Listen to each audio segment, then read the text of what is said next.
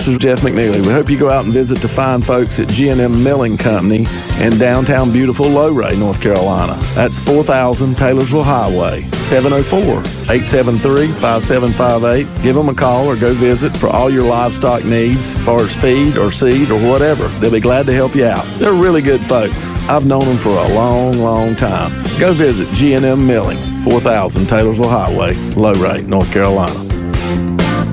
For 41 years, your Auto Plus Auto Parts store is Johnson's Parts and Supply.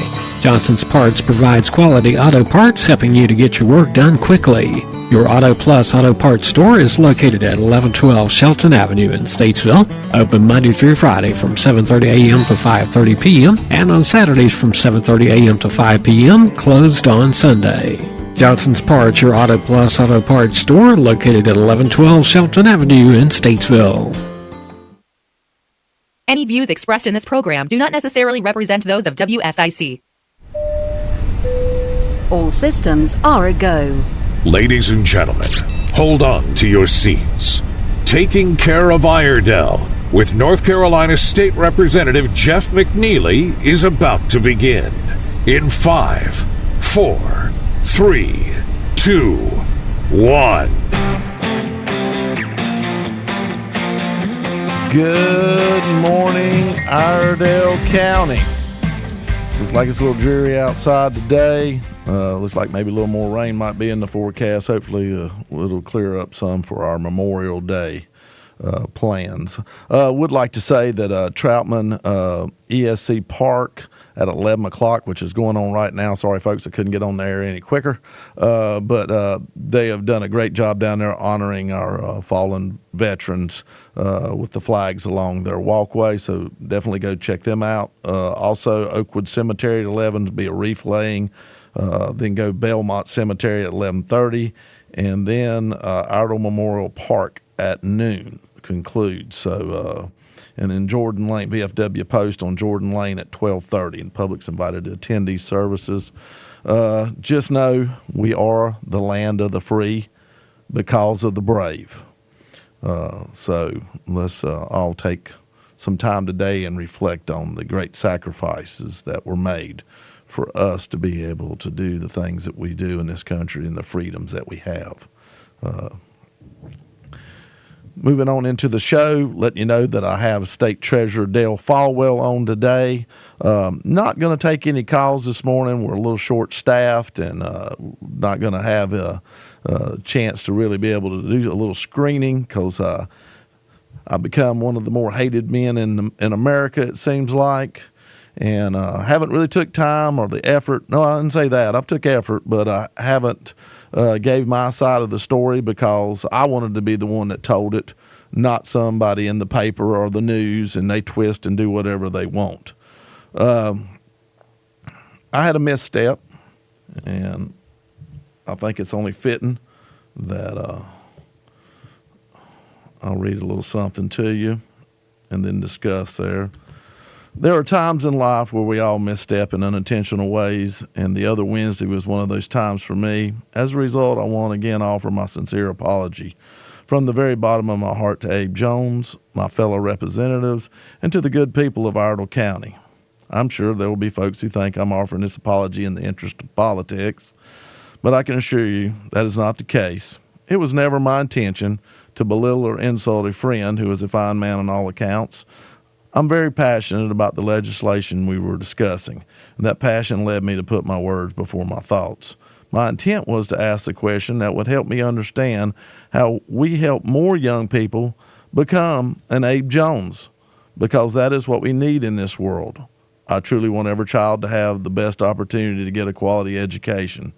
I should have framed the question in the appropriate way to express my desire to find ways to help all children succeed, as Abe has done. In the future, I'll work to be better prepared, more conscientious with my words. It is my hope that you will accept my apology and know that I work every day to become better. God's not finished with me yet. Sincerely, Jeff McNeely. I'll put that out to the papers here locally and on Facebook. I could have done a lot better job. There's no doubt about it. And I played it over in my head 1,000 times saying how I should have got to what I really wanted to ask.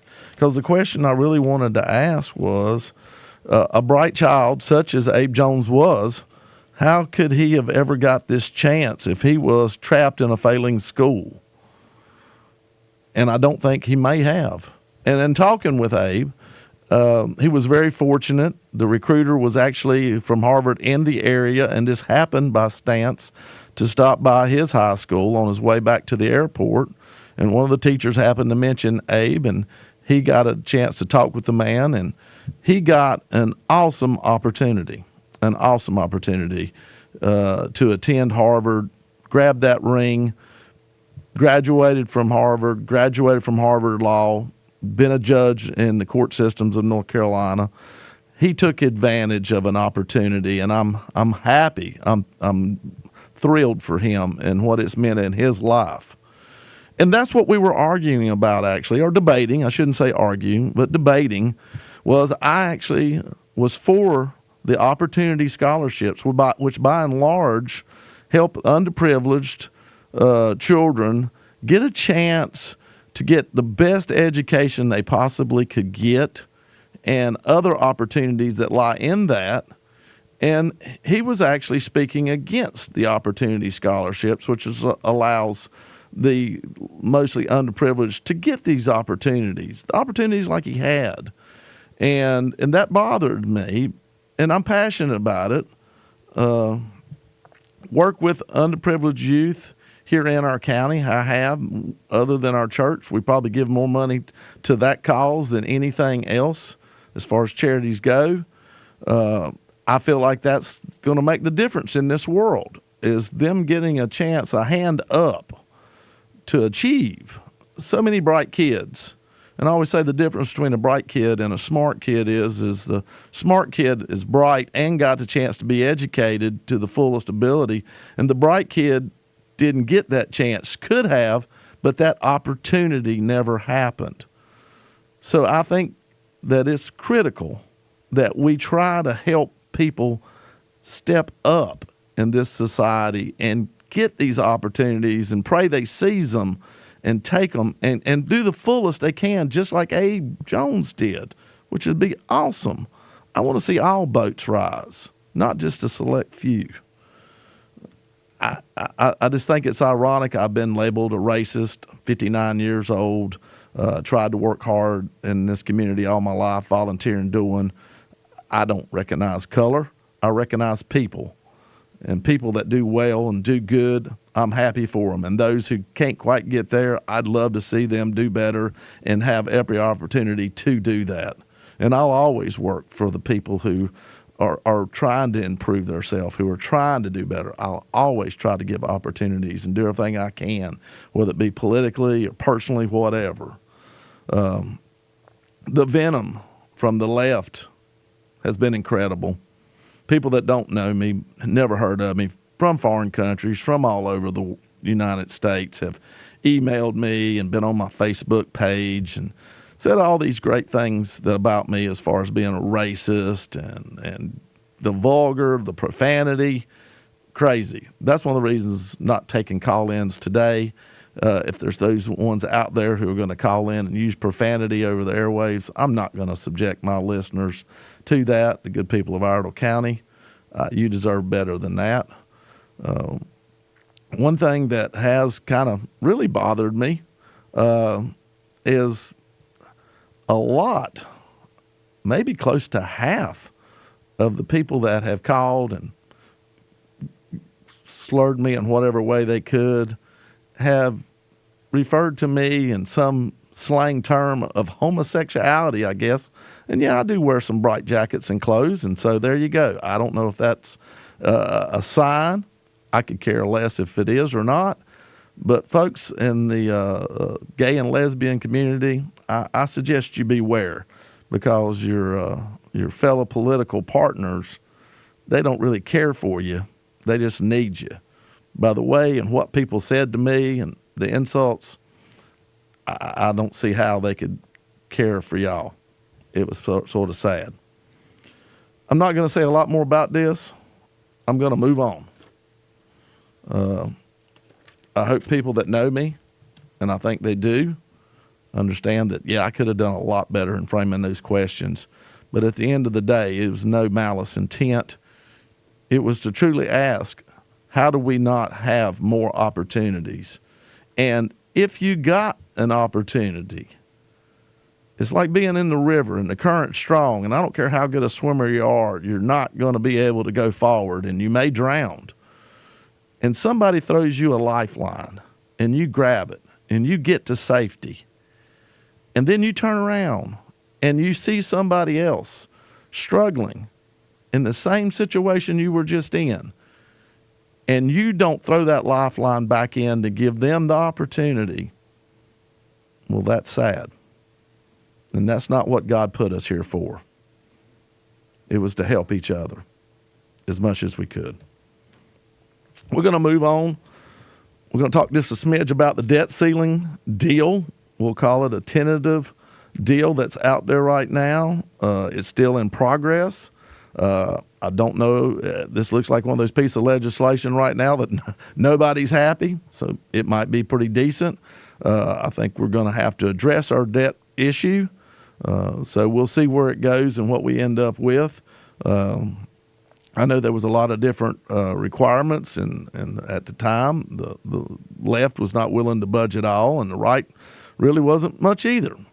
Bill had been passed, sent to the Senate. Senate would not take it up.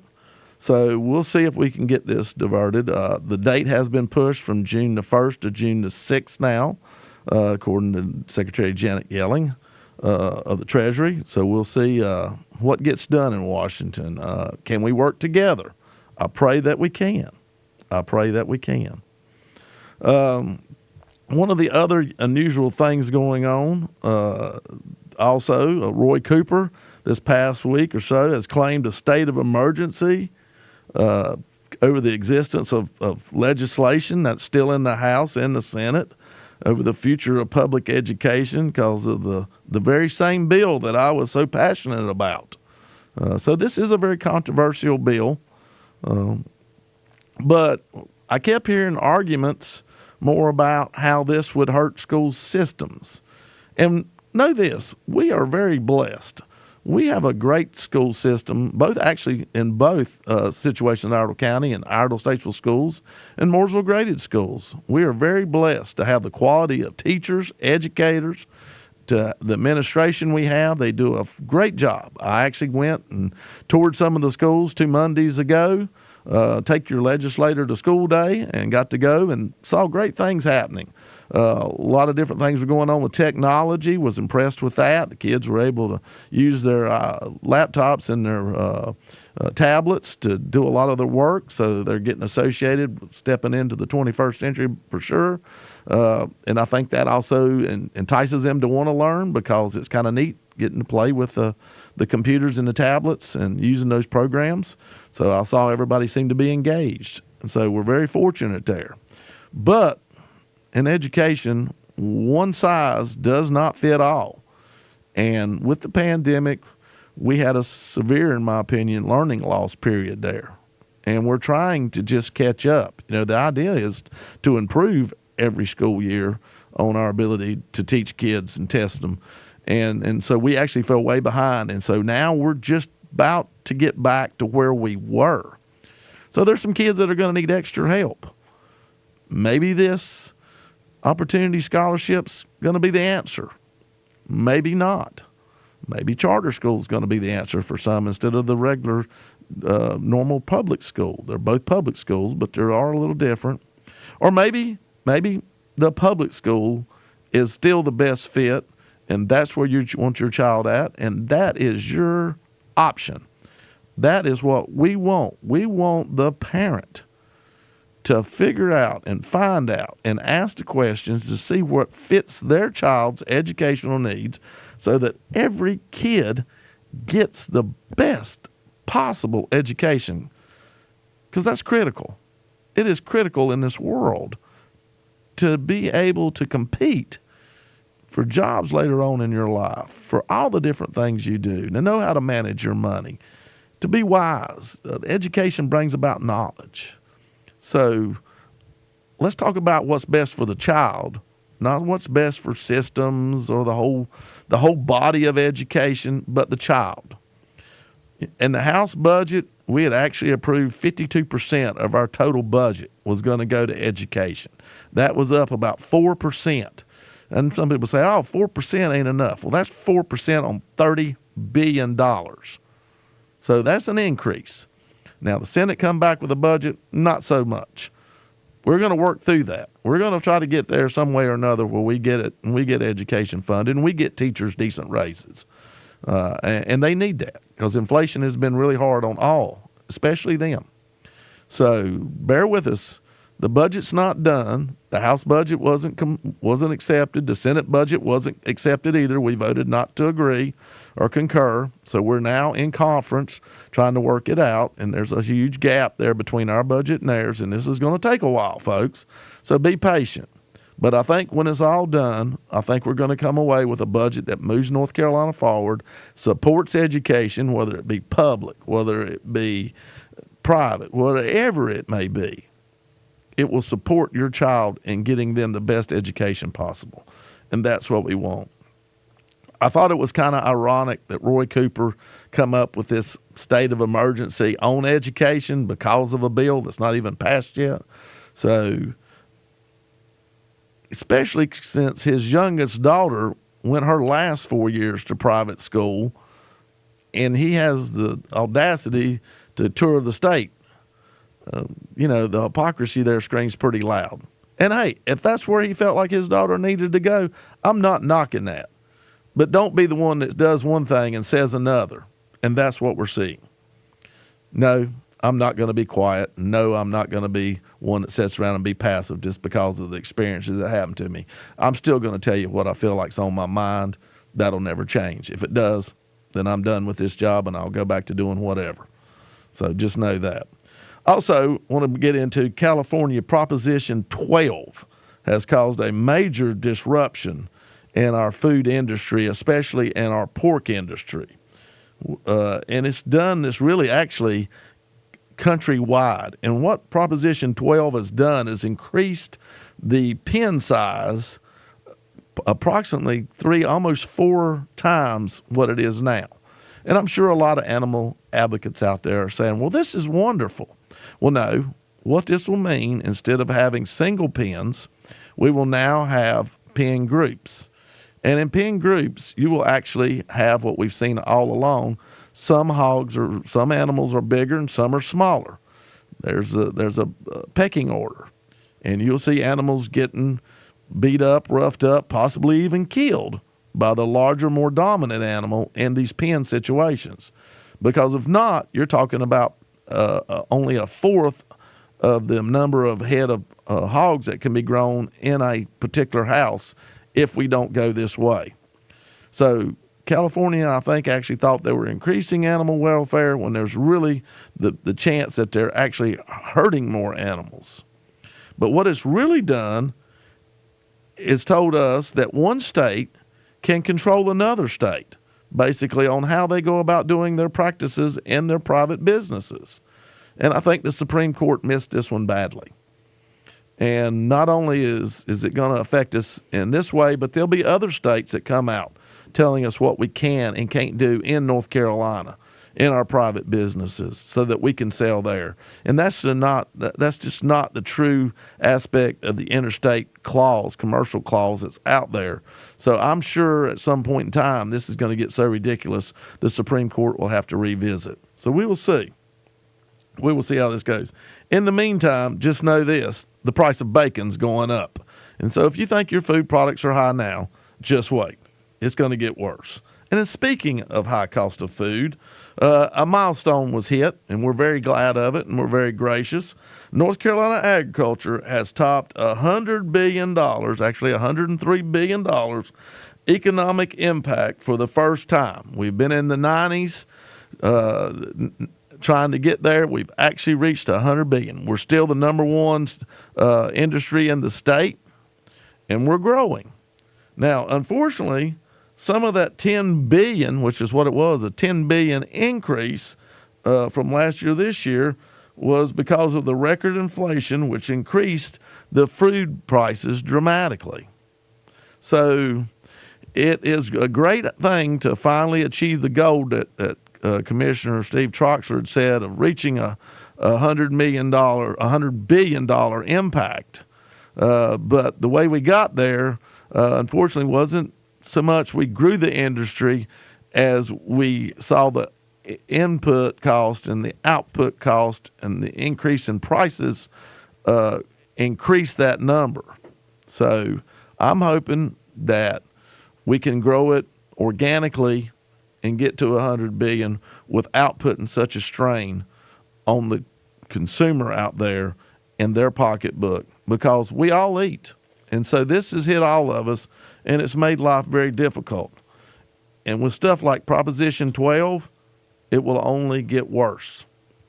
So beware.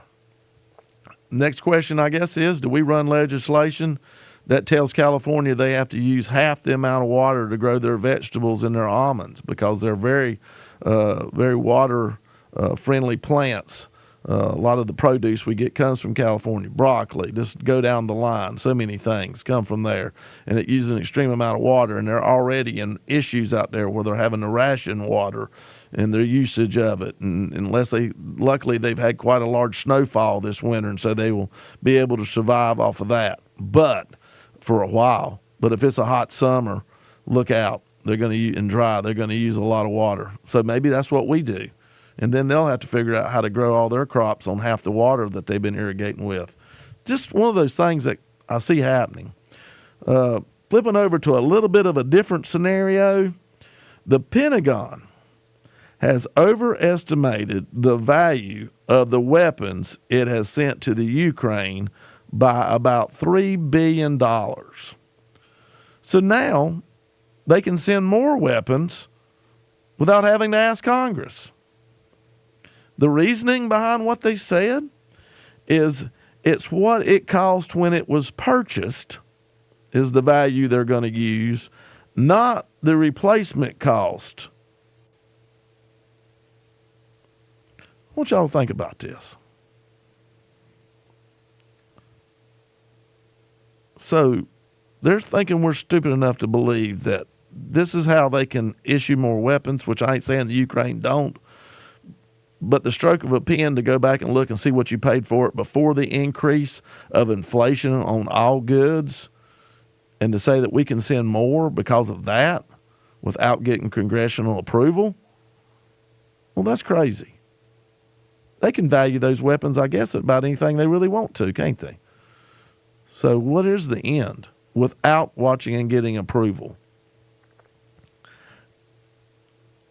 I have a really hard time with this, because it makes me think that they think that the American people are just stupid.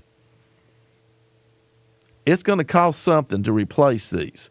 And in this debt spending, they've already said that the defense budget was off the table. So in other words, whatever it takes for the military, we're going to spend that money irregardless of the debt ceiling if we have to go higher for that. So we got to replace our inventory, and it'll be at today's cost, not at the cost that the weapons that were in storage that were sent. So it's going to cost us the money they had projected the first time.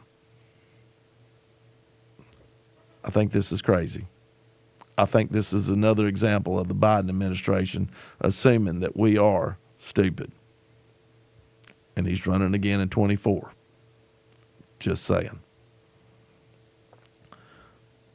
Speaking of things that are going to happen in the Biden administration, the North America Electric Reliability Corporation, which is kind of a neutral think tank, not a conservative one, they just do the monitoring, is telling us that 2/3 of the U.S. is at risk of running out of electricity this summer, especially west of the Mississippi. Biden administration policies are about to be felt deeply. Green energy is still many, many decades away. So maybe when the air conditioner don't work, rolling brownouts, we'll wonder what happened. It's real easy. We asked for this, and this is what we're getting. All right, folks, we're going to have Dale Falwell hopefully call in here for the second part of the show, talk with him, see what we can find out. Until then, hold tight. We're going to be right back. Should be a great end of the show.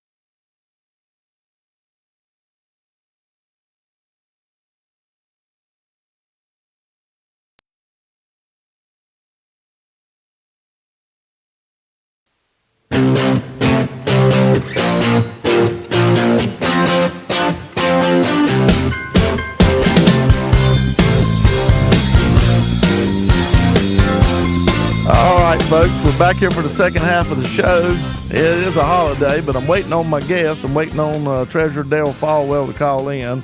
We've tried a little texting, we've tried a little calling. We hope he's going to go ahead and call in here shortly. We'll see if we can get him on the line here and get going. In the meantime, I'll talk a little bit about Memorial Day, and we'll try to fill up some of our time here anyway. Over the past 150 years, more than 900 Iredell County residents have made the ultimate sacrifice by dying while serving their country. Between 600 and 700 men were either born in Iredell County or resided here when the Civil War began. They died in battle or from wounds or disease. From out of the 2,750 Iredell men who served in the Civil War, another 296 Iredell men and women are known to have died while on active duty, beginning with the Spanish-American War to the present. Some died during battle, others from wounds and disease or accidents. These figures are not available for Iredell County before 1788, when the county was formed. Iredell men served during the Mexican War, the Indian Wars, and the Spanish-American Wars, but figures are not available. We do know for a fact that we had many that fought in the Revolutionary War from Iredell. So hopefully, keep trying to call Dale here, so if I can't get him on the line, so y'all bear with me. That's what happens with live radio. That's what happens with live radio, trying to get it all done. Wars that rank by the total number of U.S. deaths is pretty staggering. Of the Civil War, 655,000 of those passed away in the Civil War. World War II, 405,000. World War I, 117,000. Vietnam, 58,000. Korean War, 36,000. Revolutionary War, 25,000. That number might be a little low, but that was a huge part of our population at that time. War of 1812, which gets overlooked a lot, 15,000. Mexican-American War, 13,000. Iraq War, we had 4,500. Probably don't remember this, but the Philippine-American War, which was right at the turn of the century of 1900, 42,000. War in Afghanistan, 2,400. Then there was the Spanish-American War that was also right there at the turn of the century, 1898, which was 2,200. So quite a few. Hopefully we're going to get Dale to get on here, but if not, I'll go ahead and talk a little bit about some of the bills that I got coming up. I'm going to try him one more time here, see if I can give him a call. So just bear with me. Hard to do all this and talk. Yep. I don't know if I'm going to get him or not today. We'll go ahead and talk. I do have a bill coming up, and I pray that we can get it done quickly. It is to regulate CBD and hemp. We feel like that this industry is not being quite watched like it should. We passed into law the Hemp Act here a while back, and so we've got it where that can be grown, but we really don't do a good job of monitoring it. And I truly believe, after talking with ALE, that a majority of the young people have found their way onto or to marijuana have done it through legal sales of hemp CBD products. We constantly are finding different things in these smoke shops and the different stores and whatnot that are testing above the 0.3 level percent of THC. Matter of fact, we had one that actually got involved with young people down in Johnston County supposedly at a dance. This was sixth graders, and one went into, we'll say, a comatose coma to a point, and found out the product that they had got and bought legally was actually 73% THC, 5 times hotter than about any kind of marijuana that can be bought on the street. Because it's an extract they take. It's not the true plant. They take the extract of it, the THC. So there's definitely an issue. So this bill will help address some of the problems we have. We're moving the age up to 18. Right now there's no age on buying any hemp products in CBD. This 12-year-old, supposedly sixth grader, went and purchased this legally and took it to the dance, and it was a vaping inhaling product, and so it's wide open. So we feel like, or I do especially, this needs to be addressed. I do not have any desire to see recreational marijuana passed in North Carolina.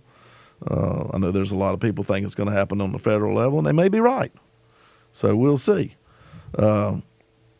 But this bill in itself will restrict the age, and we're really not trying to go after the people necessarily selling it as much as we are just to make sure that they are cognizant of the people buying. So there will be just a civil penalty. It will not be a criminal penalty involved in it for those who sell. And I know that some parents may want their children to use some of these creams and whatnot for ailments and sores and different things that they have, and that's fine. We put it in there that it can be possessed. It just can't be purchased by someone younger than 18. But the real true part of the bill is we're going after the manufacturing side. I tried to do this more through the Department of Agriculture, but they didn't have the manpower, they said, to be able to go out and enforce quality control. So we're actually going to do it probably through the back door using the Alcohol Law Enforcement, ALE, to go and do these buys. And there's a licensure program that we've set up, so you must buy a license to manufacture in the state of North Carolina. You must buy a license to distribute. You must buy a license to also sell. And then the sale license is very incremental. It's very small. The manufacturing and distributing costs more. But with that, we can control them by suspending their license if they're not doing their job and making quality products that come in over 0.3. So it's been a very difficult bill. I've probably been working on this thing now for about 2 months because it does have parts in there as far as civil penalties. It also has parts in there on manufacturing side. You are manufacturing marijuana if it's more than 0.3. So there also is the criminal side of this that has to be addressed. So it's been a very complicated in how we test, and learned a lot about the industry, learned a lot about testing of these products.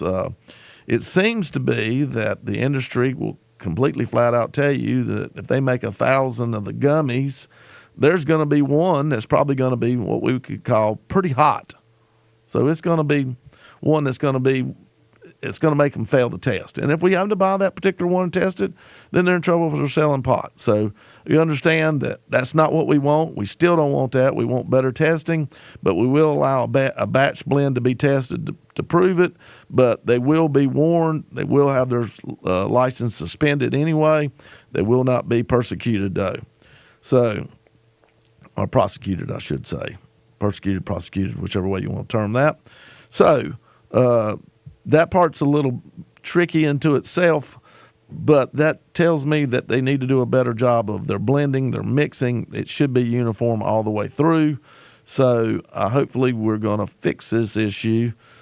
We'll see. It's going to be a tedious bill to get through, but all the people in the industry that are doing the good job, that are doing what's right, they're wanting it. It's the bad players. And believe me, a lot of stuff comes from out of the country. A lot of these CBD hemp products show up from China, actually. And that worries us because some we found to have fentanyl laced in them, different other products laced in them. Some carried no THC products at all in them. They were a farce. So we will have it where they'll have to list out a lot of the different ingredients on the packaging, child-proof packaging, lot numbers on it, dates on it, so that we can go ahead and figure out what we're doing. And if we need to pull that whole lot off the shelf, that's for the first offense. The second offense, we're going to come and collect all your stuff. And the third, we're going to suspend your license for a while and take all your product. And know this, if you are a store operator, you'll want to be working with reputable companies, because other than you going through your normal civil channels of suing them to get your money back for that product we confiscate, that will be the only way you will recoup. So if your product's bad and you've paid for it and you are a store owner, you will be on the hook for that. So you need to make sure you're working with a reputable company that is doing quality control and is taking the precautions that they need to do to make sure that we make a quality product.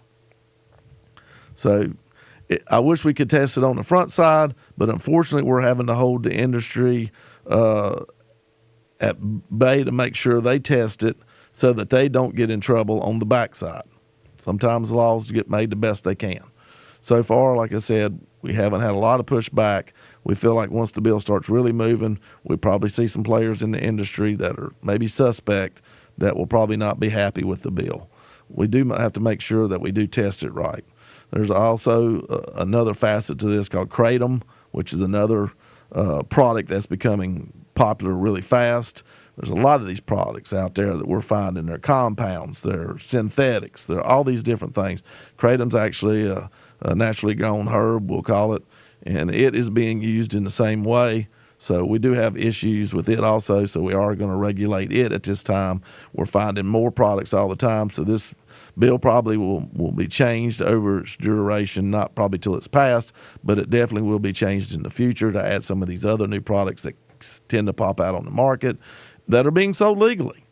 And I was in a store not too long ago, and they had a fish bowl, and you reached in with your hand and grabbed out so many CBD little gummies, and they charge you for them one a piece.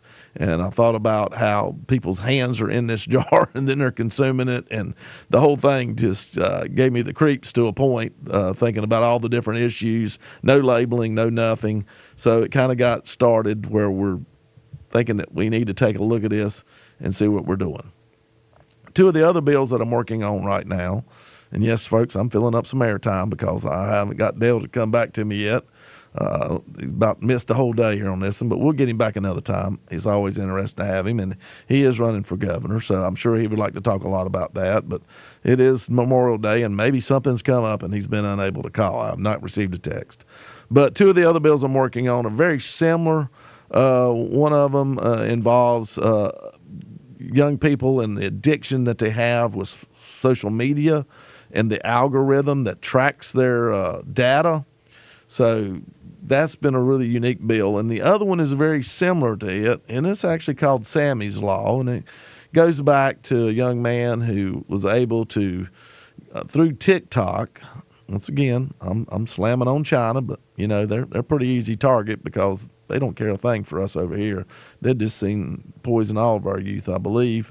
Was on TikTok and then got directed to Snapchat, where he was able to buy fentanyl, and unfortunately took it, and it killed him in an overdose. Young man, 16, 17 years old. And so that's made quite a splash. His mother actually has a TV show on the Oprah network. Trying to think of her name. I think it's Joy. And I think, I don't know if it's Joy Bueller. I can't think of the last name. But anyway, that particular law also deals with third-party monitoring of your child's cell or social media apps. So it actually watches for code words and slang terms and all these different things, and it will allow you to have this third-party app on there. The school system already uses one. I think it's called Shout maybe, or I know there's one called Bark that's out there. And it will alert you on your phone or however your media you receive that what your child is looking at is inappropriate. And so right now it seems to be that all the other platforms out there are willing to allow third parties to associate and interface with their software to help monitor it, except for TikTok and Snapchat, which is the two pathways that ended up this young man got his fentanyl. So we're actually trying to see if we can make them become good players. Snapchat is a U.S.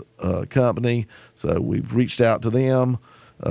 TikTok, we have reached out to them, and they've basically said, to heck with you. They're not going to abide by anything or do anything. They don't have to.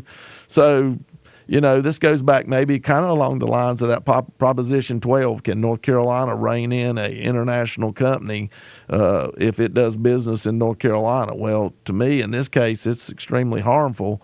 So we're going to see if we can't. And I guess the Supreme Court ruling may work in our favor in this case.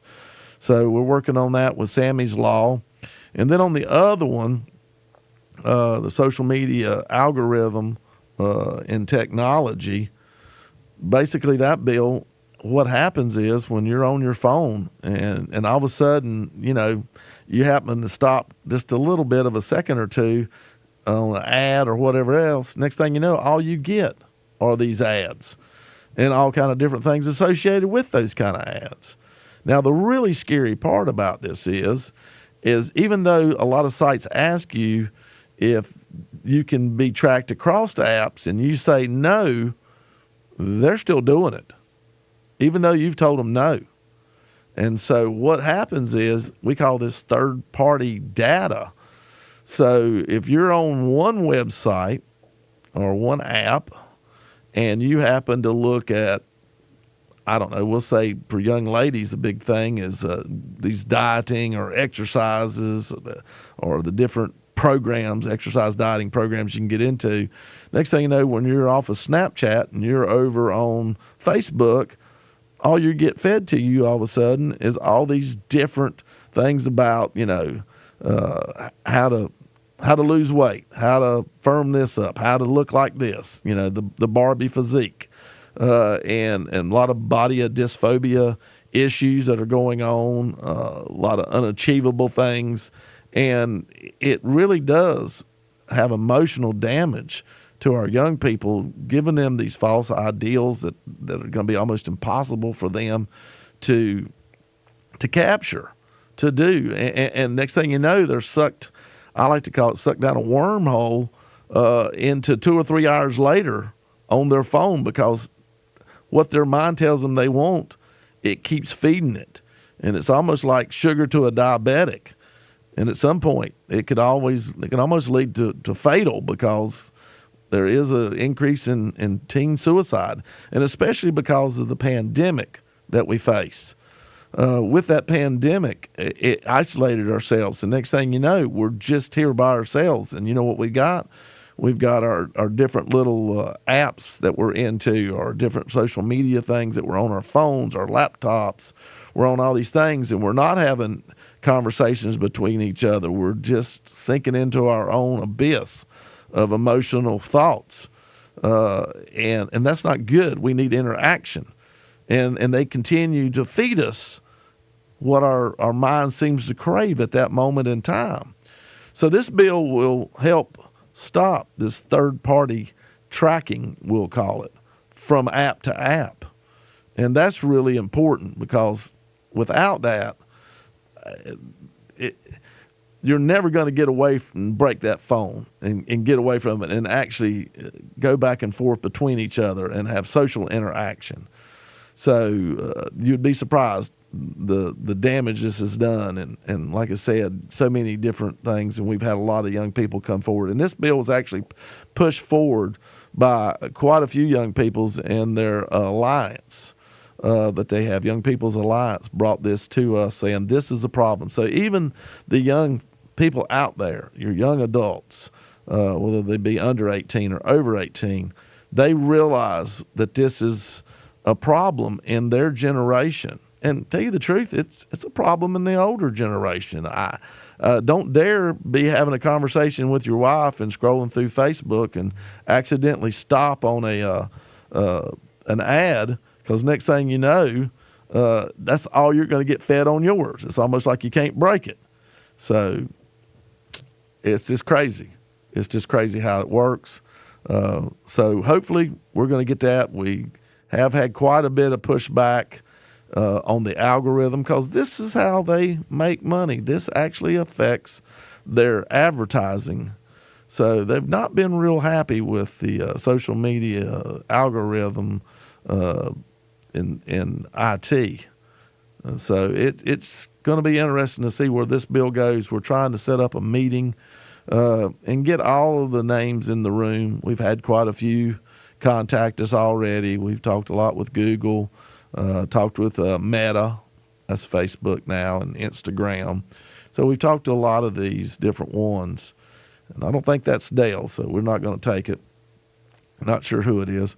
But this has been a really interesting adventure for me to try to dig in and learn a lot about how these algorithms work.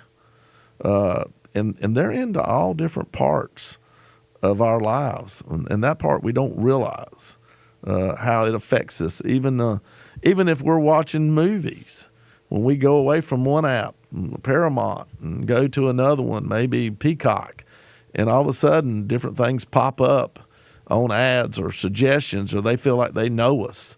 So how far are they willing to dig into our lives? How far are they willing to intrude into our subconscious to figure out what makes us tick and what we think we want and what we think we're gonna need at that moment? I know my daughter gets really mad at me. She's in marketing, but I'm notorious for seeing something on Facebook, leaving Facebook, and going to the actual company's website and ordering from that. And she says, that's not how you do it. And I said, no, for somebody like me, I think that's exactly how you do it, because that does mess with their algorithm. That does throw them off of their game to see who they can capture and who they can't. So that's a little something you can do. I know the marketing people would hate it, but I'm just telling you, for your sanity, it might not be bad. It might be a very wise thing, actually. So think about that. And we're also right now in the middle of the Farm Act. And the Farm Act is a large conglomerate of bills that have come through, and some have made it from one side to the House of the Senate or vice versa. But what we try to do is put agriculture-related issues in there. And one of the things that we put in there is redetermining our wetlands. Right now we are working with the definition from the DENR, Department of Environmental and Natural Resources, on what their idea of a wetland is. So it's North Carolina's definition. Believe it or not, it's not a really good definition.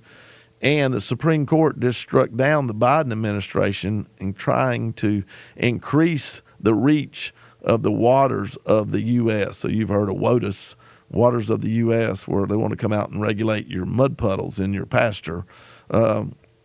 So this is actually going to help us restore some sanity. The Farm Act is back to more of the federal regulation that is where it's at. It's less intrusive than the North Carolina regulation. There's also a lot of other things in there that are really good stuff, too, for agriculture in the Farm Bill and Farm Act. So I take you should go online and look it up and see some of the things and how it pertains to you, different things for studies. Also trying to incorporate in the North Carolina Dairy Producers Association. They're wanting to form their actual true association and assess themselves so that they can be more united in their ideas of what they want to do moving forward. So trying to get that put into the Farm Act. A lot of stuff in there, some stuff on trout streams, trying to identify them, work with those. We're having a lot of issues with sediment and pollution, so we're trying to fix that. a whole gamut of different things. Started in the Senate, now it's in the House. We listened to it last week. We'll have another discussion and possibly a vote to move it this coming Wednesday. So if you have any questions, please contact my office. We'd be glad to talk to you about it, but I suggest you go on and look at it and see what's in there and see what works for y'all. I think it's a good bill. It needs some tweaking here and there, so we got some issues we got to address, but hopefully we'll get all that worked out. There is also money in there for Farm Appreciation Day. That's Farmers Appreciation Day. That'll be like the second Tuesday, I think, or Wednesday in November going forward, where we will celebrate our farmers and agriculture in the state of North Carolina on an actual given day. So those are things that are kind of cool, having them in there. So a lot going on right now, plus the budget, plus we're trying to work out issues with it. So looking forward to a lot of the big things that are going to happen in Raleigh. So I just pray that you keep an eye on us and know that I'm working hard as I can to protect you, but also make quality legislation too. And Dale did not get to call in today, so we'll try to have him back on here soon. Don't know exactly what happened, but we pray he's all right. I'm going to go ahead and we're going to end the broadcast with a prayer like we always do, because I think we need more love of God and each other and grace in this world than we've got, because I haven't seen a lot of grace from a lot of people, but I have seen a lot of friends and people reach out to me and tell me that they support me and are with me, and I appreciate those calls and texts. You just don't know how much it makes you feel, how good it does to know that there are people that do care about you and do know you, know your true self. Dear Heavenly Father, dear Lord, it's a tough world. It's tough times. Lord, I pray you give me strength to do your work, to lead us all in what we need. Be with us and watch over us in this coming week. And dear Lord, we just pray that you are there for us when we call upon you like I have so many times. In Jesus Christ's name, amen. All right, folks. Hopefully we'll get us a guest next week. Until then, I appreciate you listening. Y'all take care. See ya. Hey, this is Jeff McNeely. We hope you go out and visit the fine folks at G&M Milling Company in downtown beautiful Lowray, North Carolina. That's 4000 Taylorsville Highway, 704-873-5758. Give them a call or go visit for all your livestock needs, as far as feed or seed or whatever. They'll be glad to help you out. They're really good folks. I've known them for a long, long time. Go visit G&M Milling, 4000 Taylorsville Highway, Lowray, North Carolina. For 41 years, your Auto Plus Auto Parts store is Johnson's Parts and Supply. Johnson's Parts provides quality. Yeah, hello. This is Representative Jeff McNeely. You still there? They're not. There you go. Monday through Friday from 7:30 a.m. to 5:30